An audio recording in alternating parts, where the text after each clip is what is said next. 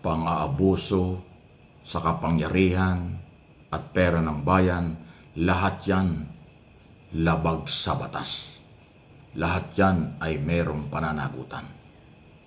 Bakit until now, wala pa pong malalaking taong nakulong o kahit na sino ng matagalan dahil sa graft in corruption? Matagal na pong nangyayari ito. Ang korupsyon ng gobyerno, hindi lang po dahil sa in-expose ng Pangulo ang isyong ito. Kung hindi, ito ho ay nangyayari na. Alam nyo, ako po ay naniniwala na kaya nga ginawa ng Pangulo yan, nakarating na sa kanya ang mga tamang impormasyon. Kasi kaya nga Pangulo Ang Pangulo po ay talagang matindi ang kapangyarihan, resources at impormasyon. Kaya nga mayroong counter at intelligence pa niyan Kaya nga lahat ng nasa Executive Department ay kontrolado niyan. Kaya pag sinabi niyang mayroong katiwalian, totoo yan at napatunayan na nga. Ang pananagot na lang at kung paano panagutin, yan ang medyo mabagal pa rin until now. Alam nyo, hindi ko nilalahat, ulitin ko. Sa Executive Department, 3 branches of government po tayo. Executive Department, Legislator, both Congress and Senate, at Judicial Body. Hindi naman po nawawala ang korupsyon dyan Mayroon talagang nangyayaring korupsyon sa Executive Department, sa Judicial, at saka po sa Legislation. Matindi po. Bilyon-bilyon ang pera ng mga yan taon-taon. Ang Kongreso ang gumagawa ng budget, sila ang nag-a-approve ng budget. Maniniwala ba kayo na papayag sila? Na hindi sila makikinabang? Maniniwala ba kayo na sweldo at allowance lang ang kukunin nila? Sa bilyon-bilyon o trilyon every year na kanilang ina-approvean? Common sense lang. Congressman ka, gumastos ka na napakalaking pera bago maging congressman. Senador, gumastos ka ng bilyon o daang milyon para maging senador. Tapos aasa ka lang sa sweldo mo na 300,000 a month. Magkano allowance? Sabihin natin 500,000 pati allowance at saka sweldo. O kaya sabihin natin 2 milyon sa isang buwan ang congressman, ang senador. 1 milyon ang congressman. Sa tingin ninyo, makukontento yung mga yan sa ganong kalaking halaga lang? Sila ang nag-a-approve ng trillion budget. Hindi ko mangyayari yun. Pilit na at gagawin nilang paraan na sila ay kumita sa kanilang a-approve ang budget. At yun ang korupsyon. Ano yun? Insertion. Di ba? Pagsisingit ng budget para sa kanilang project at kanilang interest. Pagsisingit ng budget para sa kanilang, kunwari, ayuda. Pag ginawa ka ng pera, hindi naman lahat nakakarating. Hindi ko nila lahat, pero tinatanong ko kayo. Again, maniniwala ba kayo na makukontento ang Kongreso at Senado? Na ang kailang makukuha lang ay sweldo at allowance lang? Suntok sa buwan yan. Hindi mababawi nila ang daan-daang milyon or bilyon during election pag sweldo lang. Tandaan nyo yan. Ito naman sa Executive Department. Papayag ba kayo ang mga cabinet secretary 300,000 din a month plus allowance? Dadaan sa kanila ang bilyon-bilyong budget na inaproba ng Kongreso at Senado. Bawat departamento, bilyon ang budget.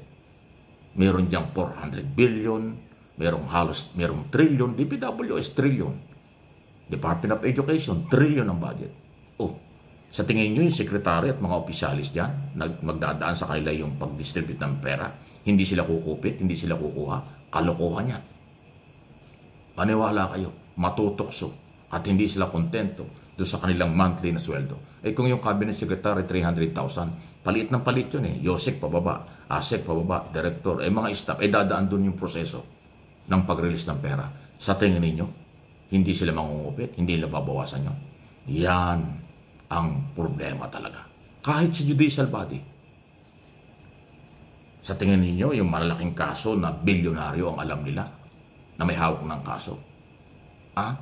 Magdi-decide yung mga ibang, hindi ko nila lahat magdi-decide ang mga korte at mga justices na makukontento sila sa kailang allowance at sweldo lang.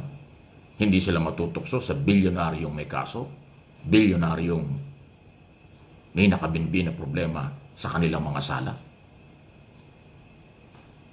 Ang korupsyon po kasi hindi pera lang.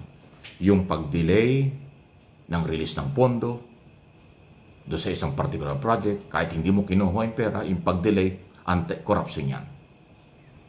Yung pag-hold ng promotion, demotion ng mga tao na nagdi-distribute ng pera, yan ay corruption din yan. Marami po, hindi lang pera ang involved. Yung mag-uwi ka sa bahay mo ng mga school office supply, corruption yun. Iuwi mo itong ballpen na binili ng gobyerno, inuwi mo sa bahay mo, corruption yan. Gumamit ka ng kotse ng gobyerno, gasolina, driver ng gobyerno at gasolina, tapos yung sasakyan papunta ka sa mall, kasama ang pamilya mo. Grabe yung corruption yan. Magbabakasyon ka sa abroad, kasama mong pamilya mo, ang ticket na kanilang ginamit ay pera ng bayan. Yung accommodation sa mga hotel, charge sa gobyerno, corruption yan. Napakarami po ng corruption. Di ba? Kaya, again, hindi ko nila lahat. Hindi maiiwasan or hindi ho mawawala na merong corruption sa executive department, judicial at saka po sa legislation. At dahil dyan, ako po'y umaapila sa ating lahat ng mga kababayan kung meron po kayong nalalaman, lalo na po yung mga nasa opisina ng gobyerno o nasa pribadong sektor kayo pero meron kayong transaksyon sa gobyerno at merong korupsyon, magmalasakit na po kayo para sa ating bayan, para sa inyong anak at mga magiging apo at kapamilya. Yung darating na panahon, kawawa sila. Pag ngayon ay nanahimik kayo, nag-enjoy kayo sa kung anong meron sa inyong mga opisina, pinagtatakpan nyo ang mga boss nyo, dahil kumikita rin kayo, kita nyo ang garapalang pang-aabuso, nakawan sa opisinang yan, hindi kayo nagsasalita, makukonsensya kayo pagdating ng araw na nahihirapan ng inyong mga anak. Magsalita po kayo. Wala ho kayong magiging problema dahil ang pagsasalita ng katotohanan ay magkakaroon ng katarungan. Higit sa lahat, si Pangulong Marcos po ang nag-umpisa ng labang ito. So, suportahan natin siya. At yan ang gagawin ko araw-araw. Suportahan siya at manawagan ako sa lahat. Kasi ang korupsyon po hindi pwedeng ang Pangulo lang ang makakakita niyan. Ultimong maliliit na opisina, mga staff at division chief, section chief at lahat ng may kawani ng gobyerno. Pwede kayong tumulong, makapagsumbong kayo. Hindi naman ilalabas ang pangalan nyo. Sabihin lang nyo dyan sa opisina nyo, yung amo nyo, abusado sa pera at kapangyarihan. Pwede na po yan. Kung magtutulong-tulong tayo, magtatagumpay tayong lahat at ang Pangulo ng ating bansa para yung bilyon-bilyon o baka trilyon na magamit ng tama. Hindi pa ulit-ulit na ibubulsa na kung sino-sino lang.